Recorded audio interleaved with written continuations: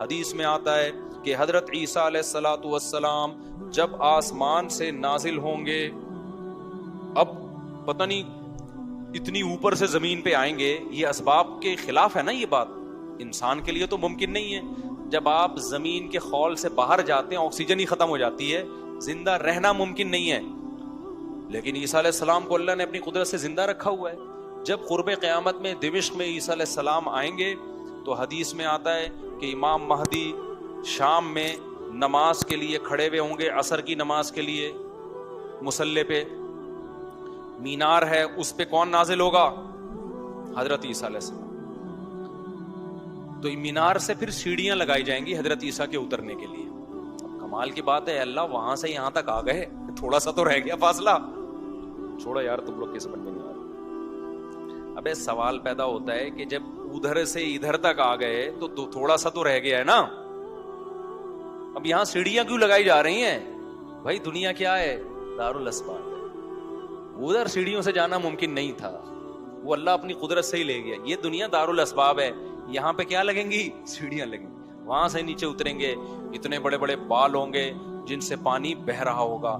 کیونکہ حضرت عیسیٰ علیہ السلام کو جب سولی پہ لٹکایا جا رہا تھا اس وقت آپ نے غسل کیا تھا، تو اللہ نے ان کی شکل کا کوئی آدمی کر دیا اور عیسیٰ ابن مریم کو آسمانوں پہ اسی حال میں اٹھا لیا.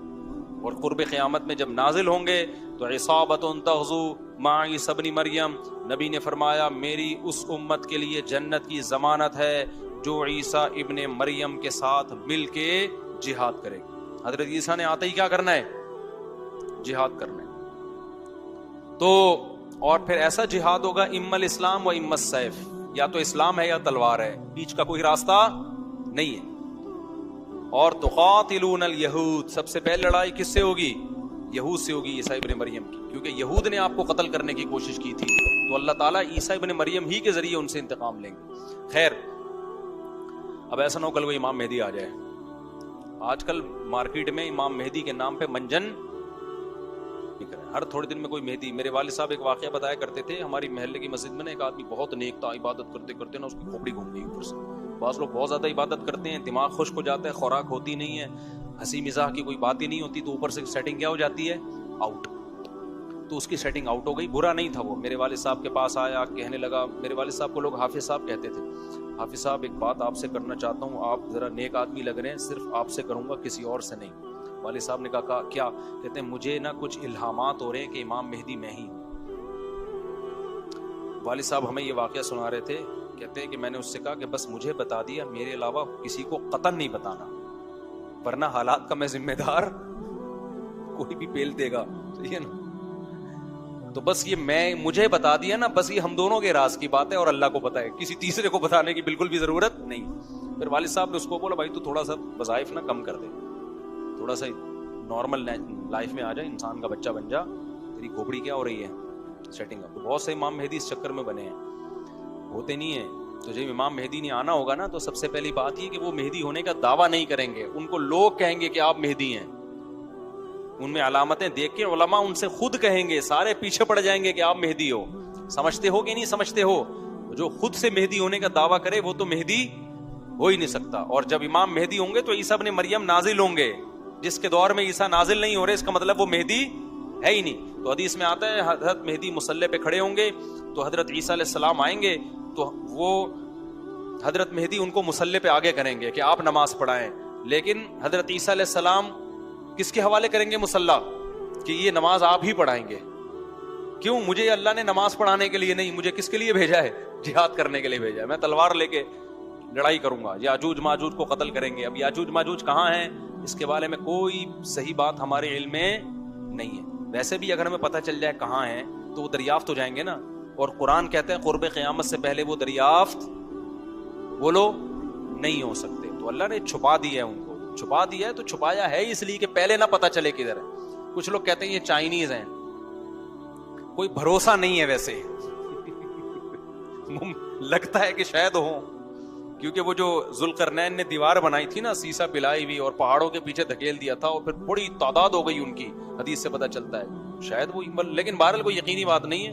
تو یاجوج ماجوج ایک بڑی طاقتور قوم ہوگی جس کو حضرت ذوالقرنین نے سورہ کہف میں اس کا بھی تذکرہ ہے، پہاڑوں کو بند کر کے ان کو دھکیل دیا, کہیں چھپا دیا ان کو, تو قرب قیامت میں وہ نکلیں گے اور پھر دنیا میں تباہی مچائیں گے, اور پھر ان کو کون قتل کرے گا؟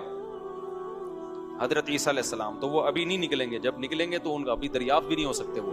باقی وہ کچھ کہتے ہیں مریخ میں ہیں, کچھ کہتے ہیں کہاں ہیں, ہمیں نہیں پتا کہاں ہیں. بہرحال بظاہر تو لگتا ہے زمین میں ہی ہے, کیونکہ ذوالقرنین جو گئے تھے مشرق اور مغرب شمال جنوب کا انہوں نے سفر کیا, اسی زمین میں کیا تھا سفر. تو واللہ عالم. ہمیں بس اجمالی طور پر ان چیزوں پہ ایمان لانا ضروری ہے. ان کی ڈیٹیل ہمیں بتائی نہیں گئی ہے تو ہمیں ڈیٹیل میں جانے کی اجازت نہیں. باقی قیاس آرائیاں ہوتی ہیں, صحیح بھی ہو سکتی ہیں, غلط بھی ہو سکتی ہیں. اچھا, تو میں یہ عرض کر رہا تھا کہ 309 سال وہ سوئے ہیں. وَنُقَلِّبُهُمْ ذَاتَ الْيَمِينِ وَذَاتَ الشِّمَالِ, اللہ کہتے ہیں ہم ان کو پلٹتے تھے. اب ادھر کو کروٹ لے کے سوچو, اب ادھر. وَكَذَلِكَ بَعَثْنَاهُمْ, 309 سال کے بعد ان کو اللہ نے جگایا. پوری حکومت بدل گئی, پوری حکومت کا تختہ پلٹ گیا. اب جب 309 سال کے بعد اٹھے ہیں تو پیٹ کمر سے چپکا ہوا ہے, ٹھیک ہے نا, بھوک لگ رہی ہے ٹائٹ والی. تو کیا کہتے ہیں, کم لبستم, پہلے آپس میں کہنے لگے ہم کتنا سوئے ہیں, ہم کتنا سوئے. ایک نے کہا لبثنا یومن او بعض یوم, یا تو پورا دن سوئے ہیں, کیونکہ سورج جب ہم سوئے تھے تو یہاں تھا, اب یہاں ہے. لیکن جب یہاں ہے تو اس کا مطلب پورا دن تو نہیں سوئے ہم, پورا چکر تو ہو جانا چاہیے تھا نا. مثال کے طور پر وہ سوئے تھے مغرب کے وقت اور آنکھ کھل رہی ہے اشراق کے وقت. اب کنفیوز ہو رہے ہیں نا کہ یار اگر ہم تھوڑا سوئے ہیں تو یہ تو ہمیں لگ رہا ہے بہت زیادہ سوئے ہیں, 24 گھنٹے سے زیادہ تو سو نہیں سکتا کوئی. تو کہنے لگے یا تو ہم پورا ایک دن سوئے ہیں یا شاید اس سے کم سوئے ہیں. کم سونے پر یہ اعتراض ہو رہا ہے کہ نیند تو بڑی شاندار طریقے سے پوری ہوئی ہے, 4-6 گھنٹے میں ایسی ہوتی نہیں ہے. اور اگر زیادہ سوئے ہیں تو سورج جب ہم سوئے تھے وہ یہاں تھا, اب یہاں ہے, تو یہ تو 24 گھنٹے بھی پورے نہیں ہوئے. کیونکہ ان کا کیا خیال ہے کہ یہ 300 دفعہ پلٹ کے سورج آ چکا ہے. جب کافی دیر ان کی بحث ہوئی تو کہنے لگے ربکم اعلم بکم, اللہ ہی جانتا ہے بھائی کتنا سوئے ہیں, اس بحث سے کوئی فائدہ نہیں ہے, ابھی تو روٹی کی فکر کرو. فبعثوا احدکم بورقکم, یہ سکہ رائج الوقت لے کے جاؤ اور روٹی لے کر آؤ. اب دیکھو یہاں بھی وہ اللہ پہ توکل کر سکتے تھے کہ ہم جا رہے ہیں, پیسے لے جانے کی ضرورت نہیں ہے, ہم نے اللہ کے لیے قربانی دی ہے, کھلائے گا کون ہمیں؟ اللہ. نا بھائی, اللہ نے کہا ہے جتنے اسباب اختیار کر سکتے ہو کرو. تم ایک اجنبی جگہ پہ جا رہے ہو, تمہارے پاس سکے ہونا, پیسے تو لے کے جاؤ. عربوں میں نا جب زمانہ جاہلیت میں حج ہوتا تھا تو دور دور سے جو عرب قبیلے بیت اللہ آتے تھے پیسے نہیں لے کے آتے تھے ساتھ میں, کہتے تھے کہ ہم اللہ کے گھر کی زیارت کے لیے جا رہے ہیں تو کھلائے گا کون ہمیں؟ اللہ, ہم پیسے نہیں لے کے جائیں گے. یہ تو توکل کے خلاف ہے یار. اللہ کے مہمان وہ مثال ایسے دیتے تھے جیسے آپ اپنی نانی کے جا رہے ہو اور اپنے کھانا ساتھ لے کے جا رہے ہو, تو نانی کو غصہ آئے گا نا, بیٹا میں نے تیری دعوت کی ہے تو کھلاؤں گی کون؟ میں کھلاؤں گی تجھے, تو اپنے ساتھ کھانا کیوں لے کر آیا ہے؟ تو کہتے تھے جب ہم کسی کے مہمان ہوتے ہیں تو کھانا ساتھ نہیں لے کے جاتے, میزبان کا کام ہے, تو ہم اللہ کے گھر پہ جا رہے ہیں, ہم پیسے لے کے نہیں جائیں گے, اللہ پہ توکل کریں گے. جب پیسے ختم ہوتے نا تو بھیک مانگ رہے, تو بھائی کو اللہ کے نام پہ کوئی کھانا دے دے یار, کوئی تو روٹی دے دے. جب پیسے ختم ہوتے تو کیا کرتے یار, کہیں سے جگاڑ, پھر چوریاں چکاریاں شروع کر دیتے. تو قرآن میں اللہ نے آیت نے نازل کی وَتَزَوَّدُوا, جب حج کے لیے جاؤ تو زاد راہ لے کے جاؤ, پیسے لے کے جاؤ. کیوں؟ فَإِنَّ خَيْرَ الزَّادِ التَّقْوَىٰ, سب سے بہترین زاد راہ تقوی ہے. وہ توکل جو تمہیں بھکاری بنا دے, گناہگار, کیونکہ بھکاری پن یہ تقوی کے خلاف ہے. تو پہلے تقوی کی فکر کرو کہ لوگوں کے سامنے ہاتھ نہ پھیلانے پڑے. تو ان کو بتا دیا اللہ نے صحابہ کو کہ توکل کا یہ مطلب نہیں ہے کہ دنیا میں اسباب اختیار نہ کرو, حج پہ جا رہے ہو تو پیسے لے کے جاؤ سارا. تبھی فقہا کہتے ہیں, فقہا نے دین کو خوب سمجھائے کہ حج صرف اس پہ فرض نہیں ہو جاتا کہ آنے جانے کا انتظام ہو جائے, نا, حج اس پہ فرض ہوگا آنے جانے کا انتظام بھی, راستے میں کھانے کا انتظام بھی, اور جتنے دن آپ گھر کی مارکیٹ سے شارٹ رہو گے بیوی بچوں کے کھانے کا بھی انتظام. آپ کا حج کا آ گیا بھائی, آپ نے کہا میرا جہاز کا ٹکٹ بھی ہو گیا, ہوٹل کا کرایہ بھی ہو گیا, کھانے پینے کا انتظام بھی ہو گیا, نکل گئے 40 دن کے لیے. بچے کہہ رہے ہیں ابا مارکیٹ سے کیا ہو گیا شارٹ, ابا ہم کیا کھائیں یہاں پہ؟ تو ابا کہہ رہا ہے بیٹا میرے لیے چونکہ آنے جانے کا پراپر انتظام ہو گیا تھا تو مجھ پہ حج فرض ہو گیا ہے, کیونکہ اللہ نے کہا ہے جس میں استطاعت ہے حج فرض ہے, تو مجھ میں استطاعت تھی حج فرض ہے. تو بچے کہیں گے ہمارا کیا قصور ہے. اس لیے علماء نے بیان کیا کہ استطاعت میں یہ بھی داخل ہے کہ آپ کا بھی اور جن کی آپ کفالت کر رہے ہو, جو آپ کی شرعن ذمہ داری ہے, ان کا بھی انتظام ہو. سمجھتے ہو کہ نہیں سمجھتے ہو؟ تو انہوں نے اپنے ساتھ سکے لے کے گئے ہوئے تھے, وہ سکہ رائج الوقت. جب نکاح ہوتا ہے نا تو سکہ رائج الوقت, میں نے سکہ رائج الوقت میں آپ کا نکاح فلاں, میں یہ لفظ نکال دیا ہے, اتنے پیسوں میں کرایا ہم نے, کیونکہ رائج الوقت ہی سکے چلیں گے نا, یہاں نکاح میں ڈالر تھوڑی دیں گے. کبھی خربوزہ خریدتے ہوئے کہا کہ سکہ رائج الوقت کے مطابق یہ خربوزہ کتنے روپے کلو ہے. جیسے وہاں سیدھا سیدھا بولتے ہو بھائی خربوزہ کتنے روپے کلو ہے, تو مہر میں بھی وہی ہے. جب پاکستان میں شادی ہو رہی ہے تو پاکستانی روپے میں ہی ہوگی, اس میں الگ سے سکہ رائج الوقت بتانے کی ضرورت نہیں ہے. لوگ کہہ رہے تو سکہ رائج الوقت کے مطابق, تو وہاں سے میری زبان پہ یہ آیا ہے.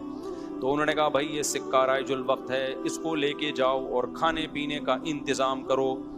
پھر کہنے لگے دیکھو وَلْيَتَلَطَّفْ, چپکے سے جانا, وَلَا يُشْعِرَنَّ بِكُمْ أَحَدًا, کسی کو تمہارے بارے میں پتہ نہ چلے. ایسے منہ لپیٹ کے نا چھپڑ میں جانا اور روٹی لے کے چھپڑ میں واپس آ جانا. اس سے بھی پتہ چل رہا ہے کہ وہ اپنی حفاظت کا پورا انتظام کر رہے ہیں, پھر اللہ پہ توکل کر رہے ہیں. کتا بھی ساتھ لے کے جا رہے ہیں تاکہ اجنبی لوگوں سے ہماری حفاظت ہو, یہ بھی پورا انتظام. اور اس کے بعد بھی ایک بندے کو بھیج رہے ہیں بھائی لپٹ کے جانا, پتہ نہ چلے, پکڑے نہ جائیں ہم. اور آگے انہوں نے کیا کہا, فَلْيَنظُرْ أَيُّهَا أَزْكَىٰ طَعَامًا, دیکھنا پاکیزہ کھانا ہو, حلال کھانا لے کے آنا.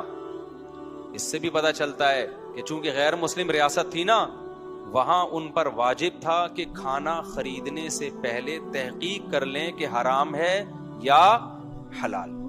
اسلامی ملک میں اس تحقیق کی ضرورت نہیں ہے کیونکہ حلال ہی ہوتا ہے. یہاں آپ ہوٹل میں بیٹھ کے پوچھیں یہ گدھے کا گوشت ہے یا بکرے کا گوشت ہے, وہ رکھ کے ایک تھپڑ لگائے گا آپ کو. کیوں بھائی؟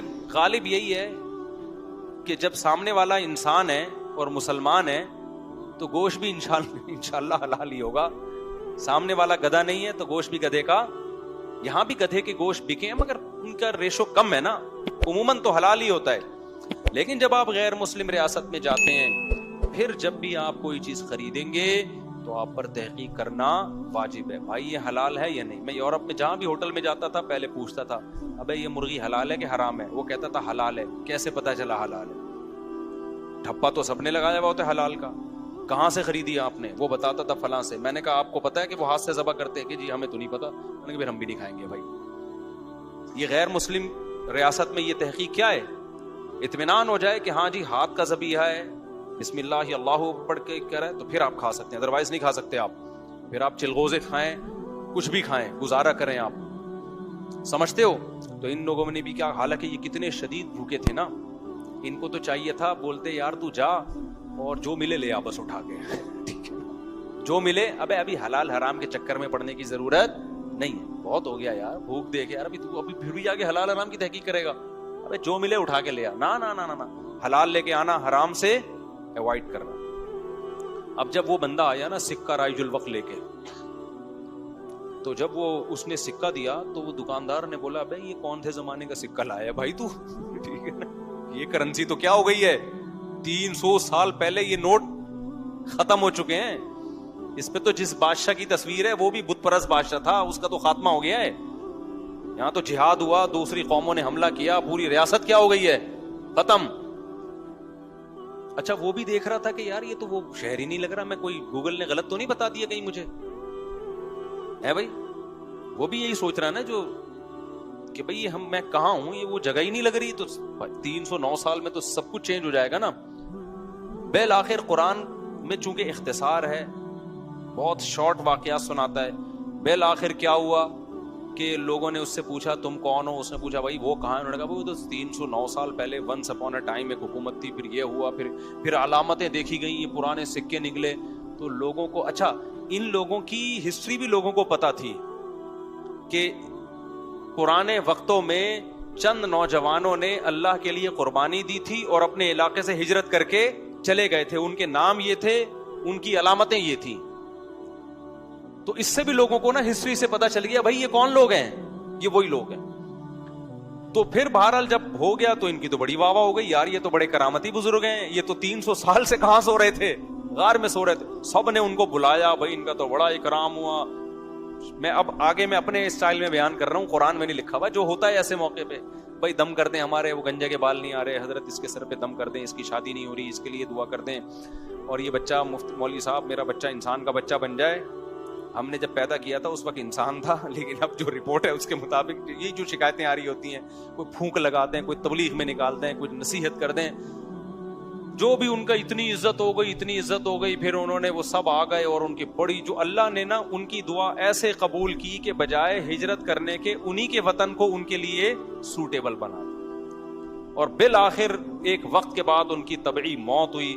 تو اب لوگوں میں جھگڑا ہو گیا, بھائی ان کی موت واقع ہو گئی ہے, تو یہ چونکہ ایک بڑا تاریخی واقعہ ہوا ہے, تاریخی واقعہ ہوا ہے نا, اس واقعے کو محفوظ رکھا. ہسٹری تو ہر ایک چاہتا ہے نا محفوظ ہو, اور وہ ہسٹری جس میں کوئی سبق ہو. تو کسی نے کہا ہم قبہ بنائیں گے, کسی نے کہا ہم کیا بنائیں گے, لیکن جو غالب لوگ تھے, جن کو اللہ نے غلبہ دیا تھا, انہوں نے کہا لنتخذن علیہم مسجدا, ہم ان کے غار, کہا جاتا ہے کہ اسی غار میں ان کو دفن کیا گیا جس غار میں انہوں نے زندگی گزاری نا, ہم ان کے غار کے قریب ایک مسجد بنائیں گے تاکہ اس مسجد میں نماز بھی ہو, عبادت بھی ہو, عقیدہ توحید بھی زندہ رہے, کیونکہ انہوں نے قربانی توحید کے لیے دی تھی, اور مسجد توحید کا سب سے بڑا ذریعہ ہے. مسجد بتاتی ہے کہ صرف اللہ کو پکارا جائے گا, تو انہوں نے پھر وہاں مسجد بنا دی.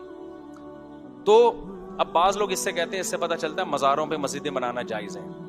نا نا نا, اس وقت ان کی قبر کے قریب مسجد بنائی گئی تھی توحید کو زندہ کرنے کے لیے. اب قبروں پہ مسجد بنانے سے توحید کا بیڑا غرق ہوتا ہے, اب شرک اور بت پرستی پھیلتی ہے اس سے. اس لیے علماء کہتے ہیں اب قبرستانوں میں مسجدیں نہیں بنائی جائیں گی. ان کی نیت کچھ اور تھی, آج کچھ اور ہونے لگتا ہے, آج قبروں کو سردہ ہونے لگتا ہے وہاں پہ, اس لیے آج بنا کیا جائے گا اس عمل سے. سمجھتے ہو کہ نہیں سمجھتے؟ تو اس واقعے میں ہمیں کیا سبق ملتا ہے؟ اس واقعے سے ہمیں سبق ملتا ہے کہ جو اللہ کے لیے قربانی دیتا ہے اللہ اس سے غافل نہیں ہوتا, اللہ غیب سے اس کی مدد کرتا ہے.